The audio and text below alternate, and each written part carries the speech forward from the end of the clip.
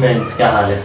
आज हम लोग बात करने वाले हैं क्लास 11th का फर्स्ट चैप्टर। क्लास 11th में बहुत सारे बच्चों के डाउट से इसमें फर्स्ट चैप्टर, सेकंड चैप्टर, यानी कि उसका स्टार्टिंग ही क्या है, बच्चे एकदम घबरा जाते हैं बहुत ज़्यादा कि सर बहुत वास्ट।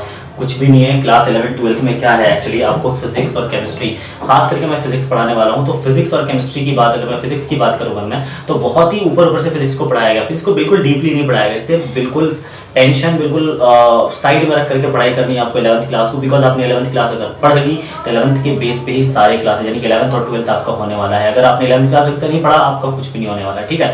12th बहुत ही आसान है, लेकिन 11th में इसलिए टफ है क्योंकि यहाँ पर 2 किताबें आ जाती है, 2 बुक्स आ जाते हैं और थोड़ा सा सिलेबस फास्ट है, इसलिए आपको बहुत ज़्यादा टफ लगेगा।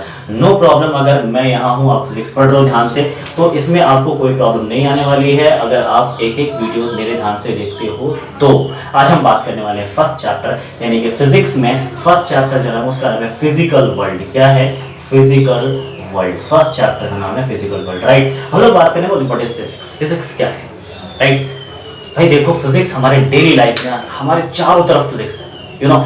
फिर इस चैप्टर में खास करके सिर्फ और सिर्फ आपसे फिजिक्स के बारे में एक तरह से रूबरू कराया गया। फिजिक्स के बारे में आपको सिर्फ इंट्रोडक्शन दिया गया है कि व्हाट इज फिजिक्स, फिजिक्स क्या है और फिजिक्स के स्कोप क्या है, हम फिजिक्स क्यों पढ़ते हैं, फिजिक्स पढ़ने के बाद हमारा क्या फायदा होने वाला है। मतलब कुल मिला के फिजिकल वर्ल्ड चैप्टर में आपको फिजिक्स से दोस्ती कराई जाती है। जब आपने फिजिक्स से दोस्ती कर ली, मतलब आपका फिजिक्स दोस्त हो गया। अब आपको समझने में कोई परेशानी नहीं है। इसीलिए दोस्तों, फिजिक्स के सारे चैप्टर्स एक तरफ, फिजिक्स का ये चैप्टर एक तरफ। क्यों ये चैप्टर एक तरफ? क्योंकि अगर आपने इसमें इसको अच्छे से पढ़ लिया, इसको अच्छे से पढ़ने का मतलब है कि आपके अंदर फिजिक्स पढ़ने का इंटरेस्ट आ जाएगा, और जब आपके अंदर फिजिक्स पढ़ने का इंटरेस्ट आ जाएगा तो आप फिजिक्स के एक एक चैप्टर को बड़े वैल्यूएबल तरीके से, बड़े इंपॉर्टेंस देकर के पढ़ोगे आप, ठीक है। तो देखते हैं इसका एक video, introductory class, introduction class है इस चैप्टर का। पढ़ाई करते हैं व्हाट इज फिजिक्स। फिजिक्स क्या है? देखो, फिजिक्स से आप घिरे हुए, बिल्कुल आपके घर में इलेक्ट्रिसिटी, आप फोन चला रहे हो, कंप्यूटर चला रहे हो, लैपटॉप चला रहे हो, हवा का चलना, सूरज का निकलना, मतलब हर चीज, मून का रिवॉल्व, यानी कि हर चीज, अर्थ से लेकर के पूरा सोलर सिस्टम जिस पे काम कर रहा है, सारा का सारा क्या है? फिजिक्स,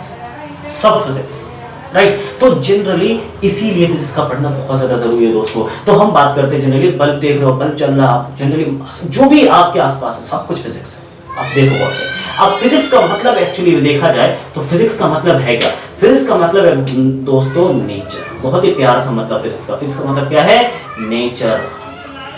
क्लियर चीज? मतलब हम इसमें वो चीज पढ़ते हैं जो फिजिकल वर्ल्ड के सारे लॉ को एक्सप्लेन कर देता है। फिजिक्स क्या है? फिजिकल वर्ल्ड जो हमारा, इसके सारे लॉस को एक्सप्लेन कर देने वाले का नाम क्या है? फिजिक्स है, राइट। तो physical world, it is that explain laws of physical world।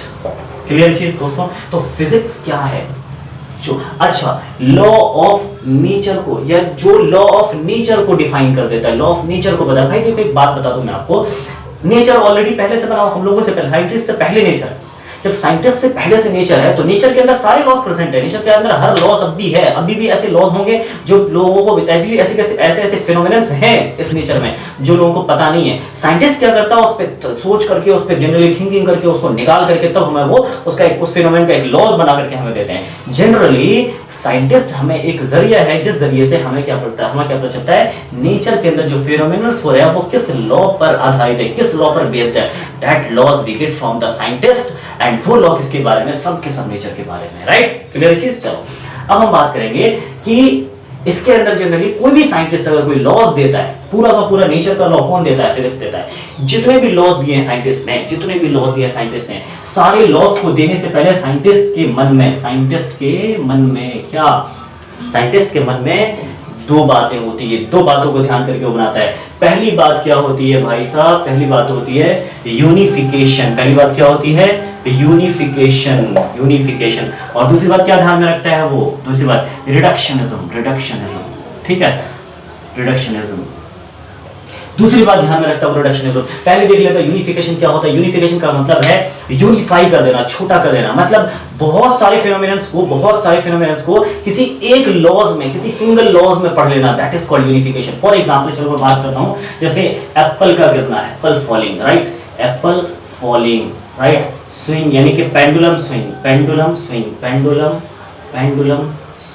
ठीक है। मून रिवॉल्विंग,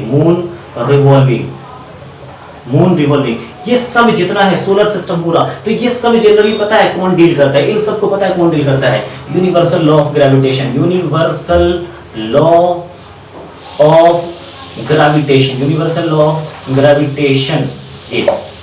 क्लियर चीज, मतलब इन सब फिनोमेनन को यूनिफाई कर दिया गया किसी एक लॉ में, किसी सिंगल लॉ में, that is called unification. Law का यही मतलब होता है, एक लॉ आपने पढ़ा, बहुत सारे फिनोमेनन उसके अंदर आ गया, उसको पढ़ने की जरूरत नहीं है आपको, एक लॉ से सारे फिनोमेनन हमने समझ लिए, दैट इज कॉल्ड। आप लोगों ने पढ़ा law of conservation of energy, कहने में तो एक छोटा सा लॉ है, लेकिन इस लॉ को, इस लॉ में बहुत सारी चीजों को एक्सप्लेन किया, लेंजेस लॉ, ठीक है, जनरली क्रिचॉफ्स लॉ, ठीक है, बर्नौलीज क्या कहते हैं theory, Bernoulli's principle of the fluid, ये सब तीनों के तीनों पता है, ये तीन चार जितने लॉज मैंने अभी बताए सब के सब एक ही लॉ में पढ़ सकते हैं, किसमें, law of conservation of energy.